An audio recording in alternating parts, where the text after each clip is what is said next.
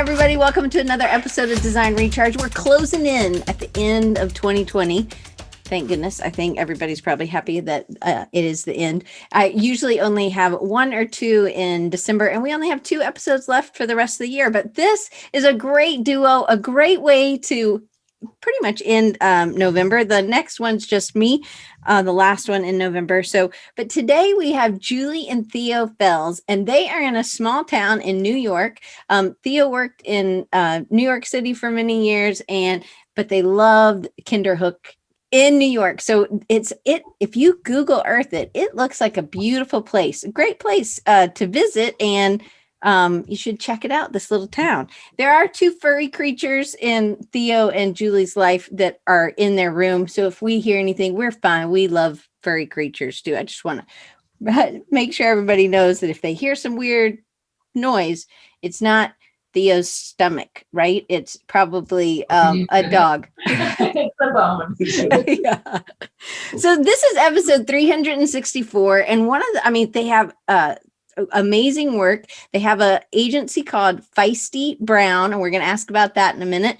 But Theo's been working in the industry for many years, and Julie came on board and as they started growing and helped them out. And we're going to get that backstory. But Theo, can you just give us a little bit of your background of where you came into design and how long you've been in business? The business, as far as business goes, the current business, Feisty Brown, was started by both of us. So it's our business, and it's and we'll kind of get to it, but it's probably. It's like I have a big sigh of relief once we started Feisty Brown, because all of the complications and mistakes and, just little things that I've run across in the past, we really talked through before we started this business. And having somebody like Julie, who is a much better manager than I ever was, was pretty awesome. I started back in college. I was an art student at the University of California, Santa Cruz, and I was a fine arts student. I have a fine arts degree, but I got a job at the student newspaper, and I was always really interested in graphic design, and I had no idea how people did things. I had no idea how even these people who made posters got those colors so even without like a pen going back and forth like this. I didn't know how it was done. I started as a production assistant. I learned how to use a stat camera, which was how, we put color together back then and created graphics, or converted a photograph to a dot pattern that would then be printed. So I started way at the bottom and worked my way up to be the art director of the Student Weekly. And it was fun. It was award winning. And actually a lot of people who worked there, writers and designers, went on to some pretty nice careers. So it was a nice way to start.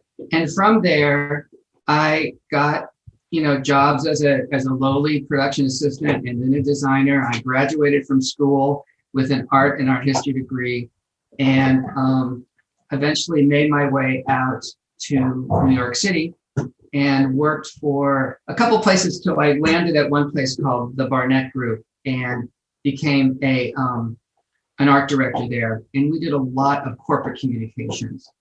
And I met people and worked with people from Fortune 500 companies, Fortune 50 companies. We did a lot of, we did annual reports, we did magazines, and that's kind of is the genesis of where I am today. People I met back in the 90s, I am still working with today, or at least kind of offshoots of those people. So I think art director always has there's a different term in ad agency world as art director, and then there's a different term in maybe a design agency. Were you still doing design, or were you kind of getting the ideas and then having other people do the production? Oh, yeah, I was doing design. I was at a small agency, and I've always worked at small agencies, almost always, I should say, where you are in charge of the whole project. And, there's whether you have a good budget or bad budget depends on how many people are working with you. But I think I've always been pretty hands-on. And It's not always a good thing. Now, my goal is to not be as hands-on. And it's hard because I really love doing this.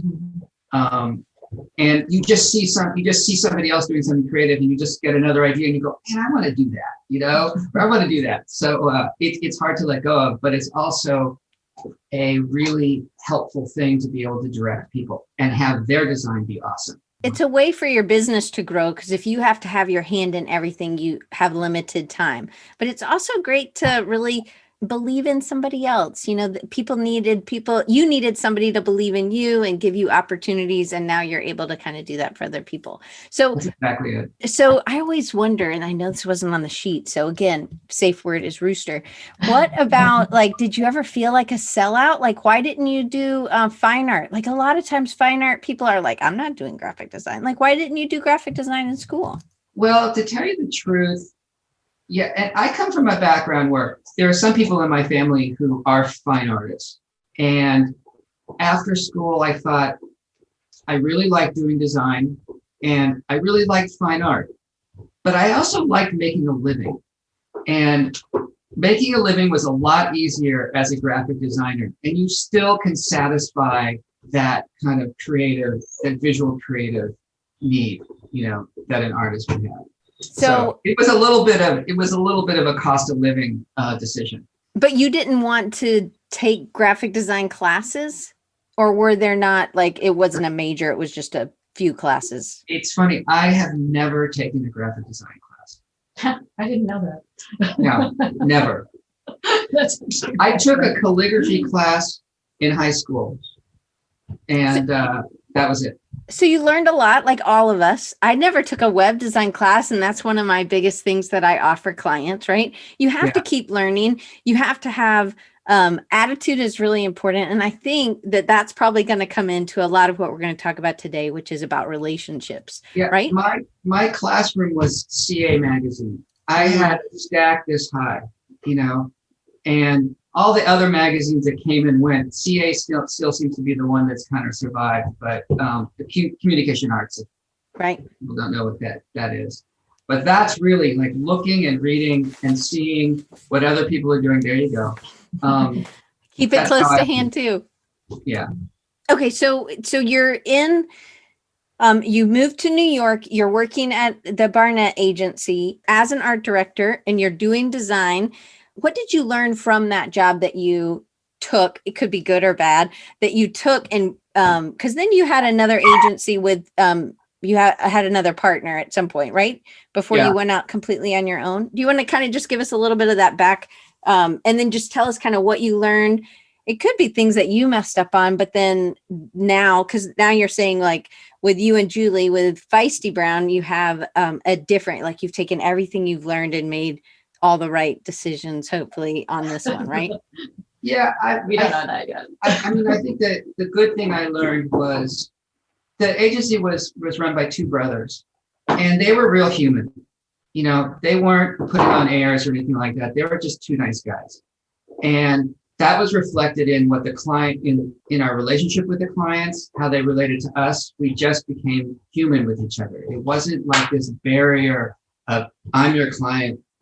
Mostly it wasn't this barrier of, I'm your client, I'm paying you, you're working for me. It's much like, let's do this together. And I think that that's the type of thing that with Julie and I, we still believe in. It's like we're partners with our clients. Mm-hmm. And we kind of, feel the pain and the joy that our clients do. And we really kind of get to understand their difficulties in doing what they're trying to do for their company. It's not always difficulties, but what I'm trying to say is that we understand that the kind of the hoops that they have to jump through as well. And so we try and recognize that. I think the thing I learned, and when I was pretty young at Barnett, was the bad thing was I learned that I wasn't necessarily treating the designers that were working for me properly. I was in New York, and I was thinking we had to be really tough and get what we needed to get done and stuff like that. And I was really hard on them, and they called me out on it. I was in my mid-30s, and they just said, this isn't working between us. And I always thought I was a pretty nice guy. And apparently I wasn't. And I always thought of that moment when I got called out for being just a little too demanding, and not really understanding what's going on. And I hope I learned from it. I think I did. So then get us to the point where Julie comes in. She was working at a library, so we know she has a love of learning and people, right? Yes. And so then Julie comes in and she is coming into a different agency, but you're there. Get us to that point, and then you can tell us how you guys decided to start this one. I was working for Theo at his previous studio, and I was making a big career shift from being a public library director into this. Theo and I had worked on the library's website together, and it was a lot of fun. And I taught myself Drupal so I could actually code the site that he was designing for me. And I really got into it, and I loved what he did and how he did it, and we were very compatible. So I decided to make a big career shift, and I started working for him doing project management. And we decided to start Feisty Brown because we are very compatible together. And we ended up having a relationship and getting married somewhere in there. Before we started Feisty Brown. Yeah.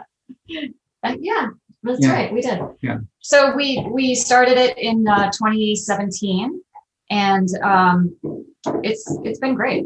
I think, again, we kind of reviewed between ourselves what we should have done or wanted to do in all of our past work.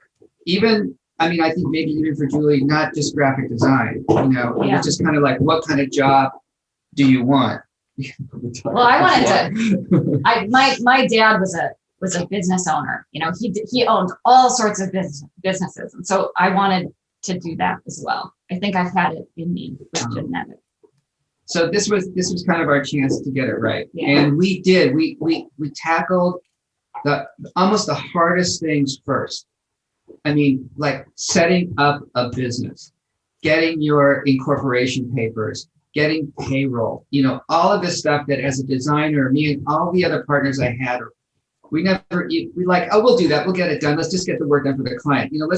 It's great, but we got to do our design work. And we tackled the hard things first. And at least to me, it was hard. Maybe to Julie, it wasn't that hard. It was my job. So I did it. Well, but maybe that's the difference, is that you had somebody on board that was their job to do those. So then you could focus. Again, that's where a lot of times as designers, if we are one person who's wearing all the hats, or it's a duo, like John and Dee, that there still needs to be roles for each person. And sometimes that's where your superpowers are able to come in. If Theo was doing it, it might not get done, or it might not get done exactly the way it was supposed to, or whatever. It's finding each of your right paths, and then it's how it comes together. So how long, Julie, did you work for Theo before 2017?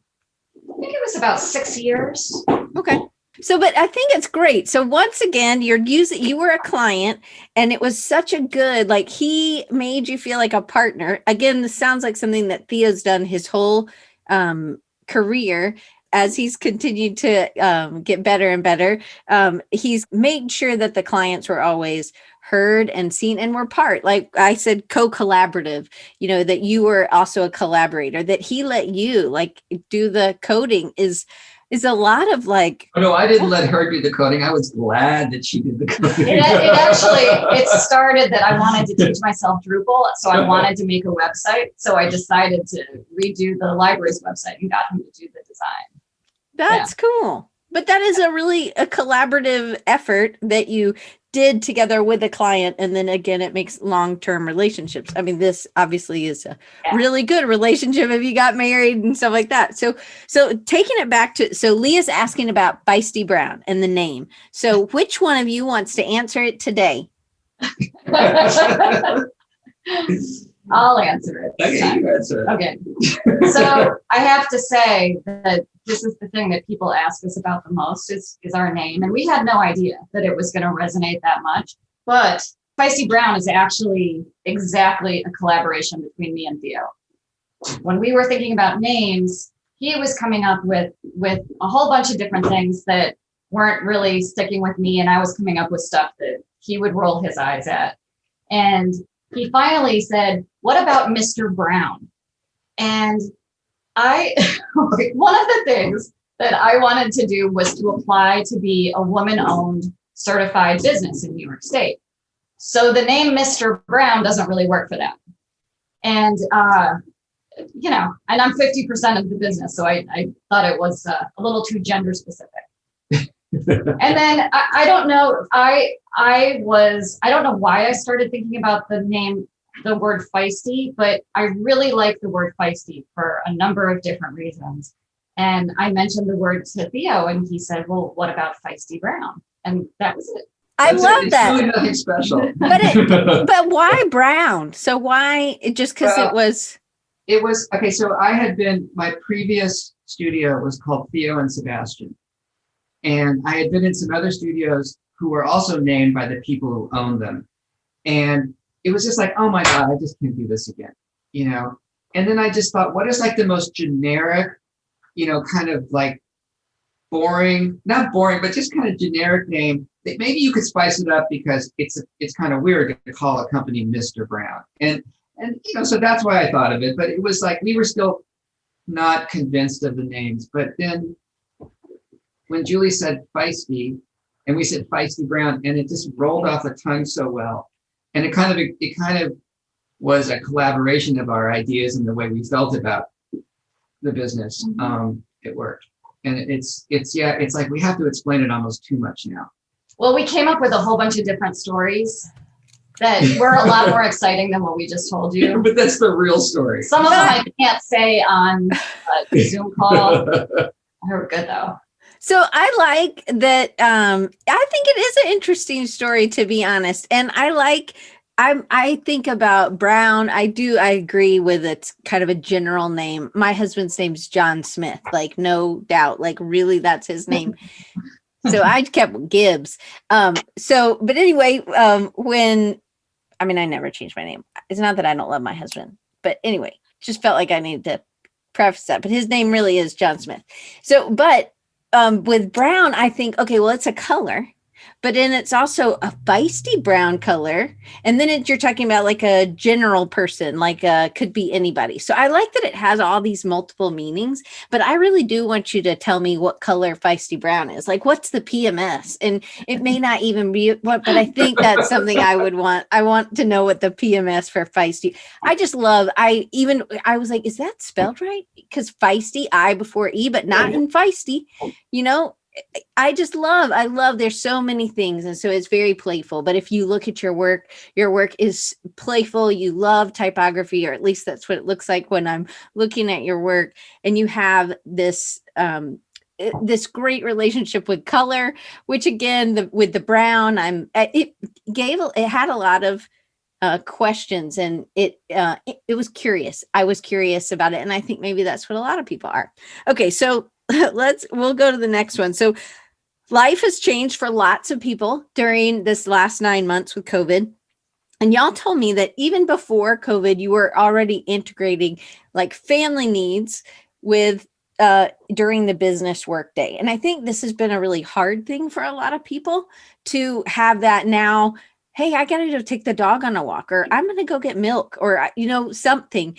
And so how has that been? Has there really been a change for you in the way y'all are living during the pandemic and working from home? I would say we definitely have a nice flow with integrating work and life. To us, there's no separation. And as you said, that was before COVID. We have some boundaries that we set, like we try not to do client meetings before 10 o'clock in the morning so that we can do the things that we want to do first. We also try not to answer emails after hours. But that doesn't mean we're not thinking about work and talking about work after hours. So there's a difference between bringing your clients into that and keeping it behind closed doors. So all of that is still going on. Now my teenage daughter is home because she's a high school student. She's in her senior year of high school. And it is different because she's doing classes with 4 different schools. She's got anxiety in general about going to college next year, not even understanding what that's going to look like. We have extra things going on. Plus, we got a pandemic puppy who has started to rule our lives. And that was something we should have thought a little bit more about. But it's kind of fun. And it's really great to, have new relationships with my daughter during the school day. My son is coming home from college on Friday with his girlfriend, and they're going to be doing the rest of their schooling this semester from here. So we're going to have lots of schooling going on, lots of work going on. And we're not alone. And we're actually lucky because we have older kids. To have younger kids and be going through this and having to work from home, my heart goes out to people who have that. It's hard.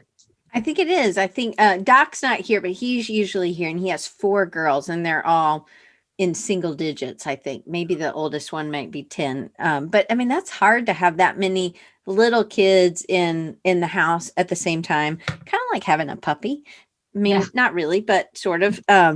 But it's hard to kind of balance all of that. So is there anything, even from before, as y'all have done this for 3 years, what would you tell somebody who was new to this and that, they do have to find their own balance? So the emails and client communication, keeping parts of your day, but what about doing things like going to a soccer game or picking up, where does that, like, do you plan that stuff out? Do you limit how many things your kids can do or how many outside activities or volunteer activities you do?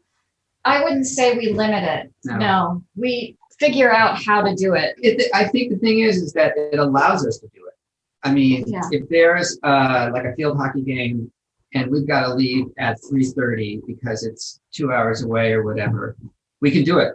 And if worse comes to worse, one of us drives and one of us has a laptop and we're, trying to get a little bit of work done. But you can make the time for the stuff for your kids or the other stuff you need to do. I think though that the thing is I was working at home when my son was 6 or 7, and it maybe took a year for him to understand what was going on, but he respected the fact that, this is where I work. And it was natural to him, it was natural that, he works at home, I need to be quiet. It takes a little bit of training as well. I think that a lot more people are working at home these days, obviously, and there's a lot more stress. So everybody knows it, and everybody's forgiving. And also what I've noticed is that over the past 10 months or 9 months, people have gotten a lot better at it than they were the first few months. It's much more natural. That doesn't even seem like it's a thing anymore. When it is a thing, but it doesn't seem special. Right. It doesn't seem as hard as it used to. So, but is it also good to have a space? Like, is this space that's in your house now, is that kind of separate? Is it something you can close the door to? Yeah. That's actually why we bought this house, was because it had a really good, I think it was a dining room at one point, but it doesn't really make sense as a dining room. It's a perfect studio. We love it. And we have a big window that looks out the backyard. It's very therapeutic. Yeah, I think I can see the light. It's beautiful. Okay, so let's get into the nitty gritty with an agile firm. You are small, but you're very nimble, and you have had some big clients for a long period of time. And I think that's a lot of times we get it once and then you do a target card and then you never do it again because it's just not the way a lot of these bigger companies work. So how have you been able to build relationships with other designers, with other people in marketing departments, or how does that work for y'all? Part of it is the nature of what we do. I mean, the majority of our work is corporate communications. So we're either talking to, I don't want to say talking to, but we're talking to employees. It's informing employees. It's doing all the things that you need to do to make your workforce happy and informed. We're talking to outside investors as far as, and the media, but we're not an ad agency. we're not on a kind of like contract by contract. So that helps because our client is usually the employees who work at the company. So we get to know them, we get to know their culture. And so we do one piece of marketing, internal marketing, and it usually leads to the next piece because we already have the background to do it. For people who do external stuff, if you know your brand and you know what it takes to express your brand, it's the same type of thing. We have clients that are corporate communicators, and sometimes they go from one company to another, and they bring us with them, and then we meet other people at those companies, and they ask us to do some work, and when it comes along, we do. I guess really what it comes down to is kind of the relationship and understanding who you're delivering it to. So I'd love to ask you about that. So I also have done internal communications when I was working. And it's really, there's a lot of fun you can have with doing stuff like that. I think that maybe some people might think, oh no, I just want it to be outward facing or instead of that internal. But what have you found as maybe an unexpected joy of doing internal working for those employees and helping those employees with training or whatever internal communication people are trying to get across to the employees? Well, I think the funny thing is that when employees get treated like customers, they are amazed. They're like, oh my gosh, I'm as important to you as who you're selling your product to. And that's our whole mantra. And that really, it's not just our mantra. It's like a good corporate communicator knows that.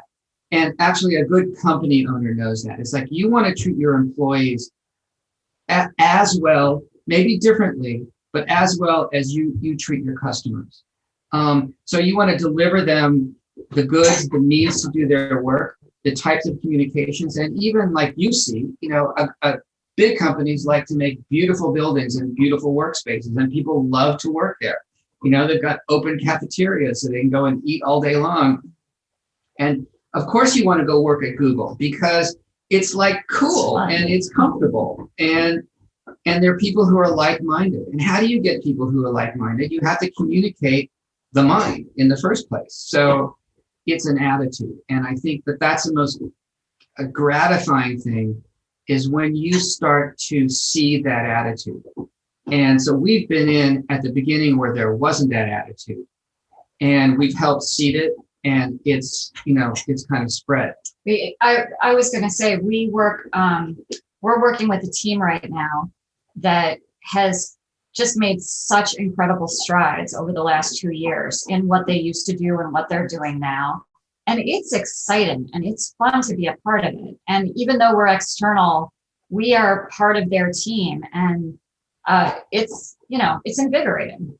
Yeah, and their expectations are now a lot higher than they used to be when they started. Yeah, that's true. So you've really kind of done brand strategy on their internal brand, so that and that's really, it sounds like what you're doing. So it sounds like you're even helping with them with mindset and how their approach is. So it sounds like a very holistic approach to their internal team and the understanding of who those people are. Yeah, I mean, we've actually even written internal brand strategies for some of our clients. So it's gratifying. And for a designer, just design wise, you can do the same type of design, and you have even a little bit more latitude than if you were doing external design for the same company. But you know what I love is that design is more than just making something pretty. It is actually what you're doing. You're actually changing lives by appreciating those employees and communicating their value to them from the people that are higher up. And that's really design. Design isn't always about, pushing pixels and making it. And it's great that we can do that. And that is fun. But man, you're really changing lives if you're able to help somebody that's in that C-suite understand how important these other people that are doing the majority of the work and how they're talking with that outward facing vendors or their customers, things like that. Yeah. So it's really, really important. And I'm really excited that you're doing that. And I just love that design is more than just the pushing of pretty pixels. Although There are lots. I did plenty of 6-color jobs back in the 90s for internal teams, and it was great because there is a little bit more flexibility. We had a lot more, we had fun that we wouldn't have done in outward facing, which I think can be really cool. What role does building relationships with your clients play in your day-to-day business? Like, is it something that you have in a schedule that you're going to make sure you contact Jody to make sure, you haven't talked to Jody in 4 months or something? Is that even, have you ever done that? Well, we once in a while we'll set reminders to reach out to somebody, but we are not effective salespeople, either of us. No. We really like people, so it's not just corporate speak to say we actually want to build relationships. We really like the people that we're working with, and to the point that we aren't pushovers with what we're willing to do for people. So, relationships are everything. They are what we rely on to get more work. But I would say it's a two-way street. We're not just looking for new friends. We're looking for a good back and forth where we're getting something out of it and they're getting something out of it. And when that balance is off, then we know that maybe it's time to make a change. So what does that look like in how do you come upon, do these people just fall in your lap, or is it from these old past relationships? Because I know we had talked about that it really is, a lot of it's been word of mouth, and you have a PR firm that's doing some of this other stuff for you, but you didn't have a PR firm for many years, right? So how did it work? How did things just keep coming in the door? And I think that's where a lot of people are struggling. For people who are introverted, do you think you guys are more introverted or extroverted? I'm super introverted. I think I'm just kind of down the middle. And the thing is that I'm working with people who in a kind of a, not a relationship way, but are related to people I've worked with for over 25 or 30 years. Mm-hmm. And they might have been an assistant to somebody who was running the job, but now they're running the jobs. So 25 years ago, you're working with somebody, and if you do a good job and they like to work with you, you make it kind of comfortable for them. Part of it is being really informative and really honest and explaining what you're doing. And there's no secrets, and you're responsive as far as either calling them back on the phone or emailing. And if you're not responsive, you say, I'll get back to you. It's just like, I'm working on it, or something like that. If you just keep that communication going, they're going to be happy with you. They're going to go someplace else eventually, or they're going to tell somebody about you. So all of our work is word of mouth, or people that we've worked with that have gone somewhere else and introduced us to people there. We also collaborate with other strategists and even designers who have a development shop as well. One of us will get a job that we think the other would be good at, or we need to pull someone else in, and we get clients that way where they weren't our client originally, but we have gone in as a team. So do you think that this wasn't on the sheet? So again, the rooster. So what about your memory? Do you think your memory plays a role? So Theo just said he's been doing this for 20 to 25 years. So you learn how people are, and you're picking up on physical cues when you're with them, or how much of it is just you remembering how, hey, you know what, let's try to do this because Jody needed this 10 years ago. This isn't Jody, but I think this might work with so-and-so. Or it's that you did work with Jody 10 years ago, and now you kind of, do you do the back work and see where Jody's been now? Or do you have like a coffee with Jody or a Zoom coffee with Jody? Do you know what I mean? Yeah, once in a while that comes up, but it's not a strategy. It's like, oh, we haven't heard from so-and-so in a while. We should reach out. Yeah. The funny thing is usually when we do, they say, well, we were just thinking of you. I mean, I swear to God, that happens. That happens to us a lot. And that's nice.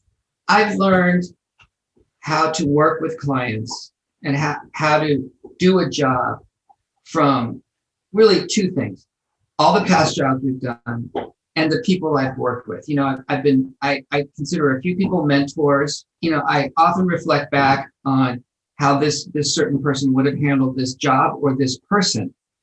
Sometimes it's not the actual job, it's the actual person. So I think it's important to look around you and see how other people do it and how other people react to it.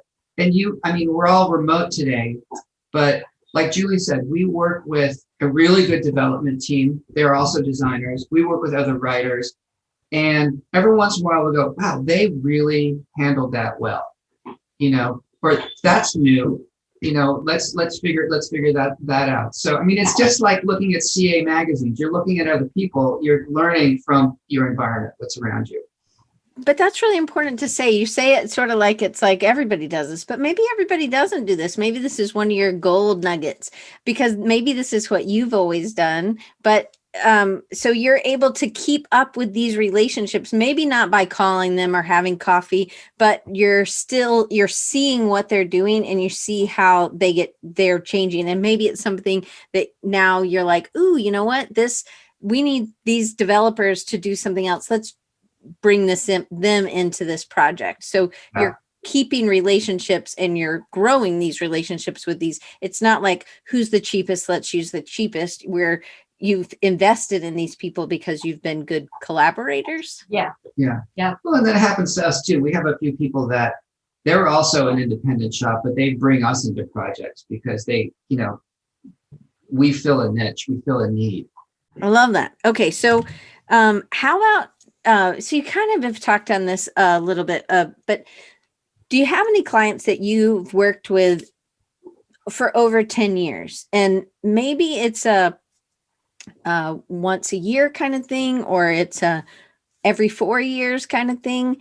How do you maintain that? Is it just that it's just very organic, or is it, Julie said maybe sometimes you would set a reminder, but only when the 4-year thing is coming around, or do how have you maintained client relationships over the years with some long-term clients? Over the years, I have done kind of the thing you do. I say we had a nice job with this client. It's been a while. I know that they don't have a lot of work, but I don't want them to forget about us. Mm-hmm. And we'll call them up.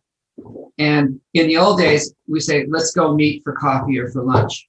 And for good clients, even I would do that. I would take the 2-hour train ride down to New York, or even a 6-hour train ride to DC, just to do that a couple times a year because it was worthwhile, And I think that, this year you kind of have to throw out, but still we would be doing that. We would be having, either a breakfast or a lunch, or just say, hey, because and in a way, the client you're talking to, they know what you're doing. They know you want to work with them again. Always makes me feel like, yeah, they know we want to work with them again, but they're saying yes. So let's go and have a talk. But there's also, it just reminded me of another thing that we do is we'll work on a project that we feel really good about. And often Theo uses the Rolodex in his head, and he thinks, this person would really be interested in this because I had done a project similar with them a few years ago. So I want to let them know about this new project. And we'll just reach out and send them a copy and let them know about what is current in our studio. Because I think that's a hard thing for some people, is that, so maybe you, this isn't y'all, but maybe this is somebody else I know, that they hadn't done presentation designs, but now they're doing a lot of presentation designs, and somebody just thought that they were only print and now they're doing digital, or vice versa. And I think sometimes we just need to have these conversations face to face, whether it's on Zoom or it's in person, if we can, that just reminds them of what we're doing and hey, this, like you just said, hey, we had a project that I think you could use. Even if they don't use you, you're just telling them about something that would build their company, that would help their company. And it's just an idea. And if they want to use you, great. But it's like you're being friends with them. Correct? Correct. Okay. Yeah. Right now, we're doing a project, a kind of project that we haven't done before. But I know other people, other companies who could use that same project. So that's the time to say, hey, you know us, but here's something new in our repertoire. So that's a good moment to reconnect. I love that. So, but would you start that in a email and want a face-to-face, whether that's in person or on Zoom, or is it like, hey, can I, how does that conversation get started? Because I think sometimes people have it can be this awkward thing, but I think clients don't think of it as awkward. They're just thinking you're being helpful. It's an email. I mean, I think you write an email and you can, if it's, portable enough to send through email, you send something through email, you refer them to your website. Or you say, hey, would you like to meet up? And we can go, I can show you this and we can talk about, I think that the meetup thing I'm talking about pre-COVID and post-COVID. Right. For sure. Okay. So, last question before the fast round. So John said in the chat, he said, love this approach. There's nothing like meeting face to face for sure. And I think that one thing that John and Dee do that it sounds like you guys do, it would, if you were meeting with a corporate client and they were new and you just thought, we do not jive well with these people. Is that like you might do the job, but you just wouldn't continue to pursue that? Or is it like, if they're not, teachable in maybe how they're communicating with their employees and they don't have that kind of right spirit, is that something that you can suss out early in that discovery process, and then you might just not think it's a good fit? Or has that ever happened? We have had experience with that, and no, you can't tell right away. At least in our experience, when we're brought in on a project, we are the outsider, and a lot of it is breaking through and understanding how our clients work. So sometimes the onus is on us to put aside some of the way we work and work the way they work. But if there is, into the relationship after the first project, we might be like, well, that didn't quite go the way we'd like it. And, it didn't feel right, but we give it another shot, because sometimes if you persevere, you find out that the client's mind wasn't actually on your project. It was on the 20 other projects that they're dealing with, and they weren't giving you the time you needed. And so by building your relationship with them, you start to understand them better. And then sometimes it just doesn't work. And then you cut the cord. But I think it's worth it. Usually when it doesn't work, both sides know. Yeah. And it's kind of, and at that point, you just, acknowledge it's either a silent acknowledgement because you don't hear back from them, or you just, acknowledge it doesn't work. It's interesting. We just worked with a job where a certain part of it didn't go well, but the group that it didn't go well with still came back and asked what went wrong. That's an interesting thing. And it takes a lot of guts to come back and say, what went wrong? Why did we not, satisfy you? And I think there's a specific moment to do that. And I don't know. I don't know if we've ever done that before. What, where we have like a debrief to Yeah. find out? No, I'm always afraid of doing it. No.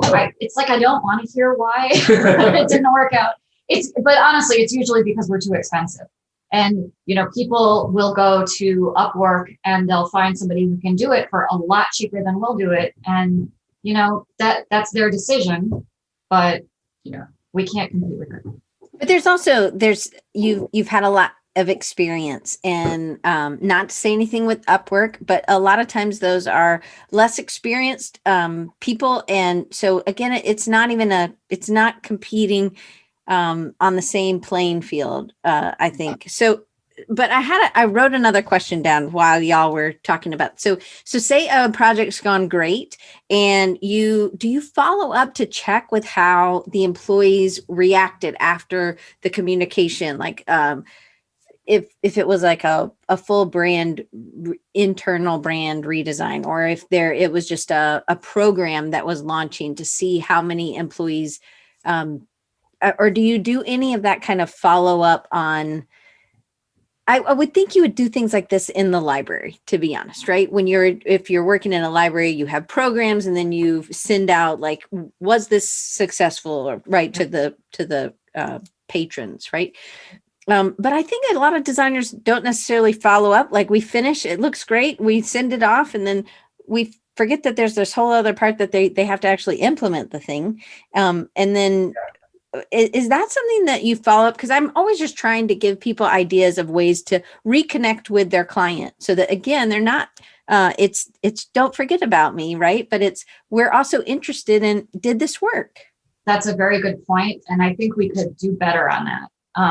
It's kind of hard with big companies because they're relying on analytics for things like, was this email successful? How many clicks were there? But the more esoteric response, the qualitative stuff, it's not readily available. So, they're fond of taking pulse surveys and finding out really quick information and feedback. But I don't know that any of that would be valuable for the type of design we do. The kudos that we get from the teams that we work for is much more valuable to us. Like we'll hear it word of mouth from the communications people that we're working with. Yeah, there's a few times, like for some websites we've worked on, microsites, where you're launching a publication, where you can see how many people have looked at it, how many people have downloaded compared to last year. But I think Julie's right. It's the satisfaction of the customer, but it's also, let's do that again. Mm-hmm. That worked. Let's do it again. And it's a lot of times it's let's do it again, and then let's twist it around a little bit. Let's do it a little bit differently. But if the program we did once, they say, let's come back and do it again, it's worked. Or if we get the email from the communicator that says you rock and it's got 4 exclamation points, then we know it was really good. I love that. So that's good though. And sometimes it's just about reconnecting, like how did it go? And just asking them how it went. Maybe it's not asking for analytics, but just like you knew they were supposed to launch on the 3rd. Did it go off? Did they get any response back? Or if they had analytics, you could always ask that. If it depends on the person, if they were really analytical person, I think. So then I have another question that I just came up with because of what you were saying. So then do you send these clients holiday cards or gifts, or do you do anything like that? Our first year in business, I have my best friend who lives in Richmond, Virginia, and is a very talented potter. We had mugs made that say, can you see it says Feisty Brown? Yeah, I love it. So we sent those to our clients, but then half of our clients aren't allowed to accept gifts. So I don't know where those mugs went. And we know one got broken in the mail. So that was not such a great idea. But we try to, send a little greeting now. Once in a while, if it's a client we know that can take a gift, we'll do something if it was a really special project or, good relationship. I think that's also a good kind of memory thing. I always forget, not that I forget Christmas. That's not terrible. I don't forget Christmas, but I'm way too busy at this point. And so I really should be doing like Christmas cards in July, I think, and having them ready, right? No, it's crazy. This is the busiest time of the year. People should be like slowing down at this point. I agree. So I've started doing Valentine's. I'm like, there's not enough love. So let's send some love. So I try to do something. Then it's maybe not expected. It won't just get in this pile of stuff from everybody else. But I think, pick a date, pick a brown day that people don't even, appreciate, right? A feisty day. Yeah, a feisty day. I love it. I have one other big question, but I think that you've kind of covered it. But why do you think your business has not slowed down during COVID? What has made it pandemic proof? Well, their communication never stops, and the type of communication has changed. But, we have these good relationships with our clients, and I think that we actually were kind of a pillar for them. While everything was changing, they were moving out of their big corporate offices and they weren't in physical space together. They knew that we were still doing what we do. And I think that's why. So we got pulled in to do, the kind of crisis communications with some of them. And, life goes on for a lot of organizations that had nothing to do with COVID. So we were mid-project on a few big things. And those didn't have the opportunity of stopping at all. We just had to keep plugging away, which was good. Kept our mind off of everything. Yeah, for sure. So then I didn't Yeah, put this. slow down though. We had We have a slowdown. we did have it was a couple of months where when people were shifting, the work that was in the work stream, that part fell off, for these kind of regular communications. But yeah, it came back. It was just very different because of COVID. So I know a lot of people, having just being at home working with their spouse has been either really bad or really good for some people. And so I know John and Dee go on a lot of walks because they're a partner. They work together, but they're also husband and wife. What's your way for maintaining your relationship, but also having a really healthy business relationship too? Well, we go on a lot of walks. We do. We have 2 Labrador retrievers, as you can hear back here. And we walk 3 miles a day in the morning. That's part of the reason we don't take client meetings until 10 if we can help it. And that's huge, exercise and spending some time together, hiking, walking. We also have a whiskey and play backgammon every day around 5:30, 6 o'clock. Excuse us. Clearly somebody's been left out of the whiskey or the backgammon. They were very upset about that. Theo, tell me how you recharge. I recharge on the weekends, certainly. I mean, there are times where I have to work on the weekends. I used to do it a lot more when I was younger, but it's like, no, I'm not going to work on the weekends. And fortunately, we have people who work for us now who don't work on the weekends either, but they take some of the load off of me and Julie. Mm-hmm. So I do all the things that are fun. I fix the house. We walk, we take hikes. It's beautiful around here. We go up to the public lands and take hikes with the dogs. We travel when we can. I don't know. I tell you quite honestly, we have a good balance during the work week anyway. Like we said earlier, because we kind of can interrupt the work with the life stuff and then come back to it, and it doesn't kind of wreck our whole train of thought. I'm pretty happy with the way it's turned out. I love that. Okay, so then is there a quote or something that you keep close that over the years has really made a difference to you, or it has been important or helped you during tough times? No, I don't have a quote. I have the idea of doing something successful until we retire. And that's what I hold close, is doing something that we love, that's exciting, that's like our little baby that we're, trying to grow into something that will help us retire. I love that. So Julie, I'm going to ask you, how do you recharge? The walks, huge. That's huge. And yoga a couple times a week. My kids, we're kind of homebodies, I would say. So we like gardening. I garden a lot. We love our town. So we have a good farmers market in the summer. We do all the things that you're supposed to do to be happy. So you have a good balance, it sounds like, in other things, other interests, and when to. And we both like to cook. Yeah. So that's a nice way to totally get your mind off work, is to have to sit down and make a good meal. Do you make lunch too, or is lunch like?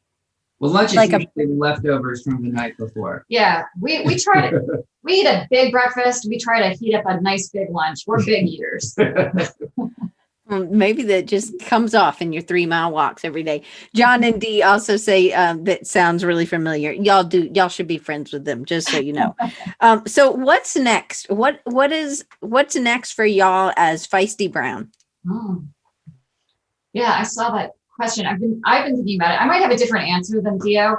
My thing right now, honestly, is to trying to find the right animator to work with and to bring in more, bring in the idea of doing more communication through little, I know they're called explainer videos, which for some reason cracks me up, but I just like saying explainer. And, bringing our design into a more animated realm, but we don't do animation. So like trying to find the right person to collaborate with. I don't know why I'm like really stuck on this idea right now. I think it's hard. It's hard when maybe you don't know enough about that, or you don't know if you'll want somebody with different styles. It's kind of like working with an illustrator, right? Do you want somebody who can do lots of different styles, or do you want somebody who can, solve it in a similar way every time? I think it's just hard. I agree with you. I think we also are now working with somebody who is first and foremost an illustrator, and that gives us a lot more flexibility and originality in our work. There's a lot of like icons going around that look exactly the same. There's a lot of illustration that looks exactly the same.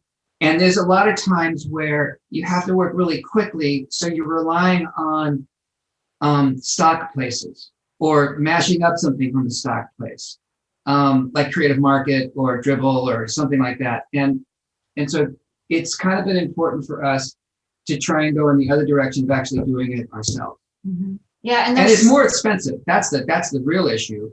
To do your own illustration. Yeah. But again, like animation, it's kind of the thing we're trying to expand on. It's not just about, giving it to our clients. It's also our clients. We're competing with clients who want to do it themselves. And there's so many tools that they can put something together that looks half decent. So we really need to stand out from that. Yeah, for sure. Well, Paul says, Julie, if you learn Drupal, you can learn animation.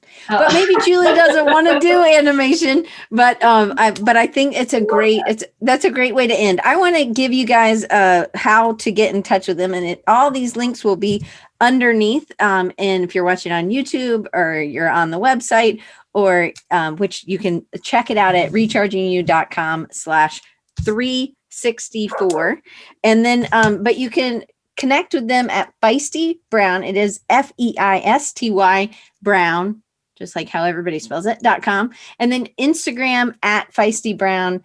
There's lots of typography stuff in there. I love it.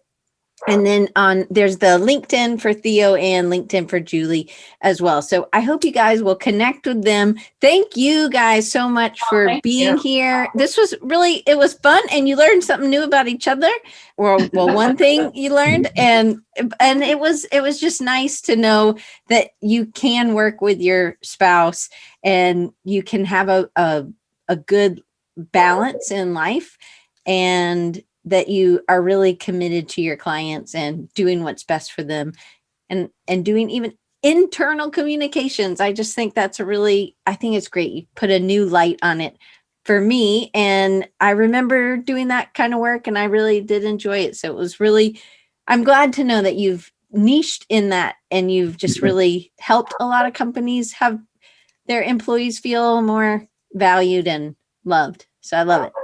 Thank you guys so much. And just so you guys know, everybody else, it'll be me next week on a rapid recharge, and we'll kind of be wrapping up the year. And we have one more design recharge for the year, and that'll be December 2nd. So I hope you guys will tune in and come back next week. And remember, check out feistybrown.com.